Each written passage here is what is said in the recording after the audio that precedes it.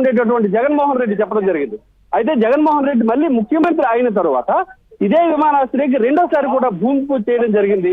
అయితే భూమి పూజ అయితే చేశారు తప్పించి పనుల పైన మాత్రం శ్రద్ధ వహించలేకపోయారు. కేవలం 31% సరిపెట్టుకోవాల్సి వచ్చింది. అయితే కేవలం ఒక ఏడాదిన్నరలో కూటమి ప్రభుత్వం యుద్ధ ప్రాతిపదికన ఉత్తరాంధ్రకు సంబంధించినటువంటి రామ్మోహన్ నాయుడు మళ్ళీ ఏవియేషన్ మినిస్టర్ గా బాధ్యతలు చేపట్టిన తర్వాత ప్రతి నెల కూడా స్థానిక నేతలు, జిల్లా కలెక్టర్ వీరి సమక్షంలో ఎయిర్పోర్ట్ తాలూకా పురోగతిని ప్రతి నెలకు ఒకసారి సమీక్షించడం జరిగింది.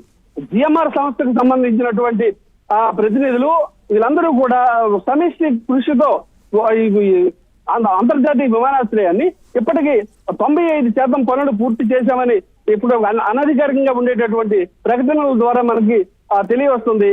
ఏది ఏమైనప్పటికీ కూడా తొలి విమానం ఎయిర్ ఇండియాకు సంబంధించినటువంటి ఇదొక చరిత్రలో ఇదొక సువర్ణాధ్యాయంగా మిగిలిపోతుంది. ఎందుకోసం అంటే ఇటు ఒరిస్సాకి, ఛత్తీస్గఢ్, ఒరిస్సాకి అలాగే మిగిలినటువంటి ప్రాంతాలకు కూడా ఇక్కడి నుంచి కనెక్టివిటీ ఏర్పడిపోతుంది. ఇక్కడ ఉండేటటువంటి పండిన పంటలను కానీ ఉత్పత్తులను కానీ అన్ని కూడా ఇక్కడి నుంచి నేరుగా ఒక ప్రయాణికులు ఏదో ఉన్నత స్థాయికి సంబంధించినటువంటి వర్గాలకు మాత్రమే ఈ ప్రయాణ రాకపోకలకు కాదు, అందరికీ అందుబాటులో ఏవియేషన్ తీసుకురావాలనేది ఒక సంకల్పం. అయితే ఇక్కడ ఉండేటటువంటి పండిన పంటలన్నింటినీ కూడా ఇతర ప్రాంతాలకి అమ్ముకోవడానికి వీలుగా ఉంటుందనేటటువంటి ఒక దూరదృష్టి కలిగిన ఒక విజన్ తో ఈ యొక్క విమానాశ్రయ నిర్మాణానికి రూపకల్పన చేయడం, ఈ రోజు టెస్ట్ అనేది రావడం అనేటటువంటిది కూడా చాలా చారిత్రాత్మకమైనటువంటి ఘట్టంగా మనం చెప్పుకోవచ్చు. ఇప్పుడు అందరూ కూడా ఇక్కడికి వచ్చినటువంటి కీలకమైనటువంటి శాసనసభ్యులు, ఉన్నతాధికారులు అందరూ కూడా ఫ్లైట్ దగ్గరికి వెళ్తున్నటువంటి ఎక్స్క్లూజివ్ విజువల్స్ మనం ఏబిఎన్ ఆంధ్రజ్యోతి స్క్రీన్ మీద మనం చూస్తున్నాం. ఆ విమానంలో మంత్రి రామ్మోహన్ నాయుడు, ఎంపీ కలిసి టప్పలనాయుడు ఉన్నారు. వాళ్ళు ఢిల్లీ నుంచి ఇక్కడికి నేరుగా చేరుకోవడం జరిగింది. వారికి స్వాగతం పలకడానికి స్థానిక నేతలందరూ కూడా అక్కడికి చేరుకోవడం జరిగింది. ఈ ఫస్ట్ ఫ్లైట్ అనేది ఇక్కడికి రావడంతో ఇక్కడ ఉండేటటువంటి ప్రాంత ప్రజలందరూ కూడా చాలా సంతోషాన్ని, హర్షాన్ని కరతాళ ధ్వనులతో వ్యక్తం చేయడం జరిగింది. మనం చూస్తున్నాం ఆ ఎయిర్పోర్ట్ సంబంధించినటువంటి సిబ్బంది, ఆ విమానంలో ఉండేటటువంటి ముఖ్యమైనటువంటి నేతలందరూ కూడా ఆ విమానం దిగేందుకు తగినటువంటి ఏర్పాట్లు చేయడం జరిగింది.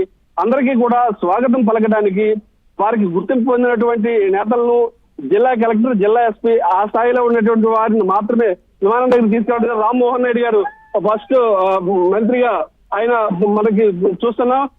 ఫ్లైట్ దిగి తొలి అడుగు ఇక్కడ విమానాశ్రయం పెట్టడం జరిగింది. వారి వెనుకనే ఎంపీ కలిసి టప్పలనాయుడు, అదేవిధంగా ఏవియేషన్ కి సంబంధించినటువంటి మరికొంతమంది అధికారులు కూడా వారి వెనుక రావడం జరిగింది.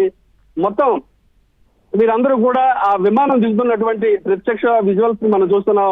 వారికి స్థానికంగా ఉండేటటువంటి నేతలు ఈ విమానాశ్రయ రూపకల్పనకు ఎంతగానో కృషి చేసినటువంటి ఇక్కడ స్థానికంగా ఉండేటటువంటి నియోజకవర్గ స్థాయి నాయకులందరూ కూడా వారికి ఆ స్వాగతం పలికేటటువంటి బృందంలో ఉన్నారు. ఎందుకోసం అంటే ఇది చాలా చరిత్రలో గుర్తు పెట్టుకోవలసినటువంటి ఘడియలు, గుర్తు పెట్టుకోవలసినటువంటి సందర్భం ఇది.